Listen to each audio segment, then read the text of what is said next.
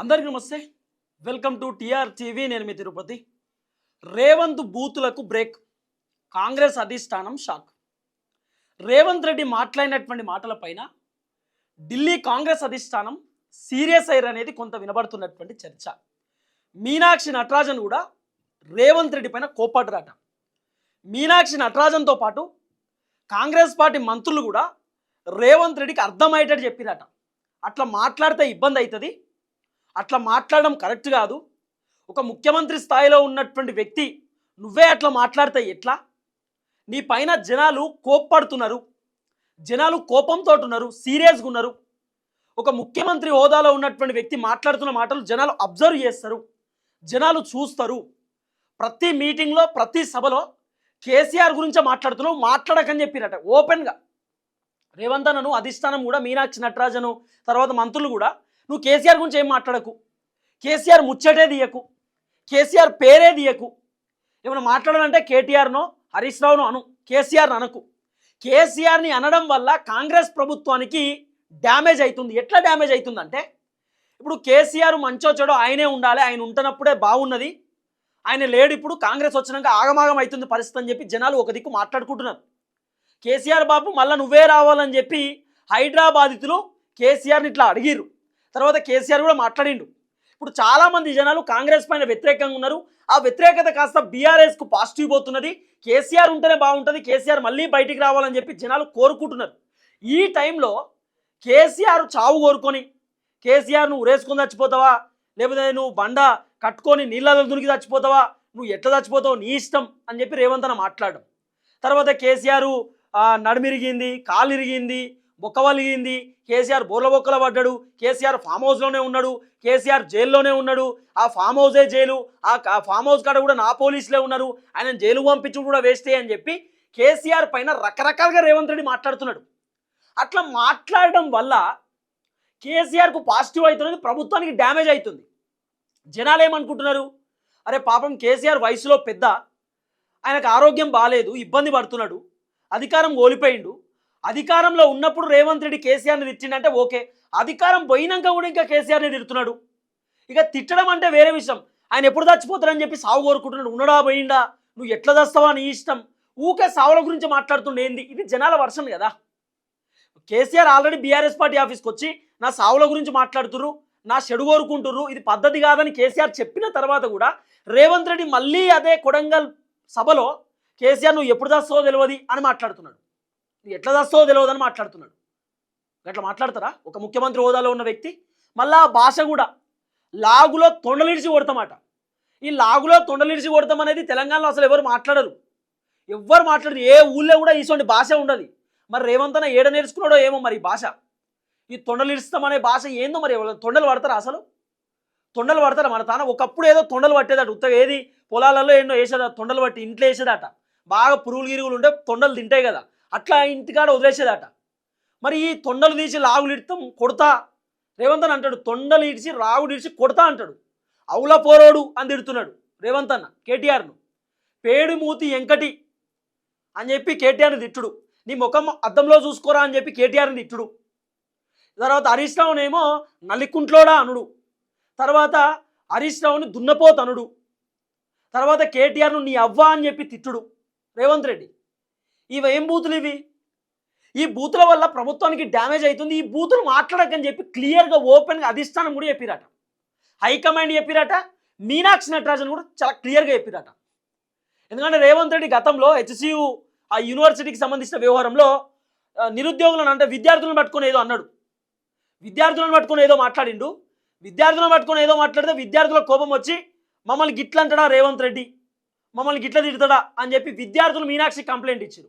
అప్పుడు మీనాక్షి నటరాజన్ చెప్పారు, విద్యార్థులను ఏదో అన్నవాట, ఏంది నీ కథ, అట్లా మాట్లాడొద్దు, పద్ధతి కాదని చెప్పి అప్పుడు తిట్టారు. తర్వాత రేవంత్ అన్న, సుప్రీంకోర్టు రేవంత్ అన్నను చాలాసార్లు కోప్పడ్డారు. రేవంత్ అన్న ఏమంటాడు, కవితకు బెయిల్ రావడానికి కారణం బీజేపీ అన్నాడు.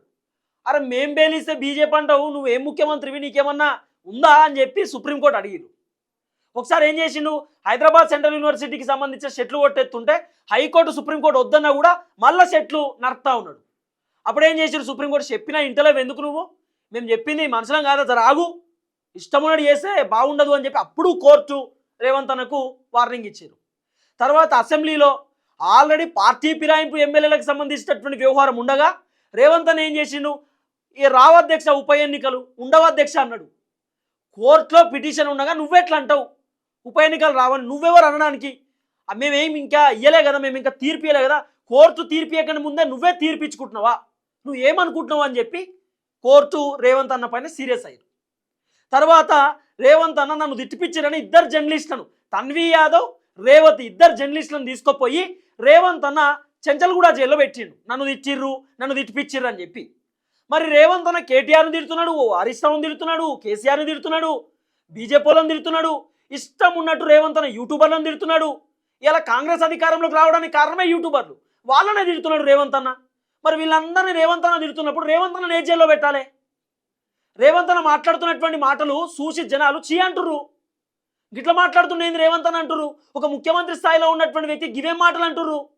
లాగులో తొండలిడిచి కొడతాం, అవులాగానివి, దమాక్ పనిచేస్తలేదా, పేగులు తీసి మెడలేసుకుంటా, తీట, లేకపోతే ఇట్లా గీ బూతులు, నీ అవ్వ గీ బూతులా ఒక ముఖ్యమంత్రి హోదాలో ఉన్న వ్యక్తి మాట్లాడాల్సిన మాటలు. మరి ఇవన్నీ రేవంత్ అన్న మాట్లాడుతున్నాడు. రేవంత్ అన్న పైన ఏ కేసు పెట్టాలి? రేవంత్ అన్న ఏ జైలు పంపాలి?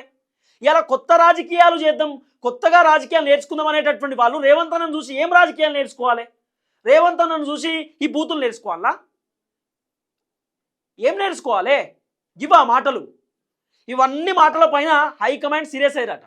ఇట్లా మాట్లాడొద్దు అని చెప్పిరట, ఓపెన్గా ఇట్లా మాట్లాడొద్దు, ఇట్లా చేయొద్దు, తీరు మార్చుకోవాలని చెప్పిరట. ఈ బూతులు మాట్లాడడం వల్ల ప్రభుత్వానికి డ్యామేజ్ అవుతుంది. మంత్రులు కూడా చెప్పిరట. ఇప్పుడు మంత్రులు చాలామంది ఉన్నారు. ఇప్పుడు ఉత్తమ్ కుమార్ రెడ్డి ఉన్నాడు. ఉత్తమ్ కుమార్ రెడ్డి రాజకీయంగా చాలా సీనియర్ లీడరు. బట్టి విక్రమార్క చాలా సీనియర్ లీడరు. కోమటిరెడ్డి వెంకటరెడ్డి చాలా సీనియర్ లీడరు. వీళ్ళు బూతులు మాట్లాడరు ఎందుకు? వీళ్ళకి రాకనా బూతులు? వస్తాయి, కానీ వీళ్ళు మాట్లాడరు. వీళ్ళకి వస్తాయి బూతులు. ఇప్పుడు ఉత్తమ్ కుమార్ రెడ్డి బూతులు మాట్లాడాలంటే మాట్లాడలేడా? మాట్లాడతాడు, కానీ రావు. ఆయన మాట్లాడలేడు. చాలా సీనియర్ లీడర్. ఆయనే ఓపికతో మాట్లాడతాడు, ఆచితూచి మాట్లాడతాడు. ఇప్పుడు బండి సంజయ్ అని ఉన్నాడు. బండి సంజయ్ కొంత రెచ్చగొడతాడేమో, ఆయన మాటలు అట్లుంటాయి, కానీ ఊకే బూతులు మాట్లాడతారు. ఆయనకి ఏమవసరం? మాట్లాడాడు. ఇప్పుడు చంద్రబాబు నాయుడు సార్ ఉన్నాడు, బూతులు మాట్లాడతారా? మాట్లాడాడు. పవన్ సార్ ఉన్నాడు, మాట్లాడాడు.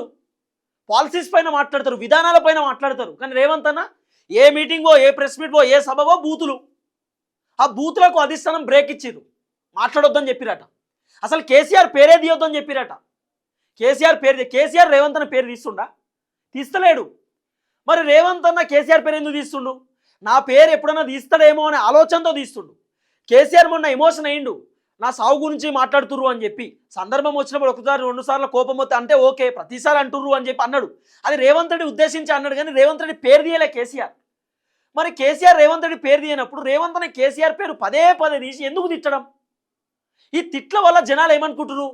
అరే పాపం కేసీఆర్ ఆయన సైలెన్స్ ఉన్నాడు, ఆయన పని ఆయన చేసుకుంటున్నాడు, ఉత్తగానే రేవంత్ రెడ్డి కేసీఆర్ సాగు కోరుకుంటుండు, ఊకే కేసీఆర్ని తిడుతుండు, గిసోండి ముఖ్యమంత్రి ఏంది, గిట్లుంటాడా ముఖ్యమంత్రి?